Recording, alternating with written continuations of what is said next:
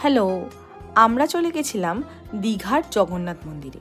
এই মন্দিরটি খুব সম্প্রতি আমাদের মুখ্যমন্ত্রী উদ্বোধন করেছেন। মন্দিরটা একদম দীঘা রেলওয়ে স্টেশনের পাশেই বানানো হয়েছে, প্রায় হাঁটা পথই বলা যেতে পারে। মন্দিরের অনেকগুলো দরজা রয়েছে, তো একমাত্র 6 নম্বর গেটের সামনে আপনারা আপনাদের জুতো রাখার জায়গা পাবেন, যেখানে ভলেন্টিয়াররা রয়েছে। আপনারা আপনাদের জুতো সেখানে রেখে ভলেন্টিয়ারদের কাছে ভেতরে যেতে পারেন। বাকি দরজাগুলোর সামনে জুতো রাখার কোনো জায়গা নেই। অনেকেই দেখছিলাম যে জুতো বাইরে রেখে যাচ্ছেন। ব্যাগ, মোবাইল আপনারা নিজেদের সাথেই নিয়ে যেতে পারেন। মন্দিরটা অনেকটা জায়গা জুড়ে বানানো হয়েছে, খুব সুন্দর। ভেতরে জগন্নাথ দেবের মন্দির একদম শেষে রয়েছে, তার আগে আরও অনেক রকমের মন্দির রয়েছে। একটা পদ্ম পুকুর টাইপের বানানো হয়েছে, এখানে প্রচুর ছবি আপনারা তুলতে পারেন।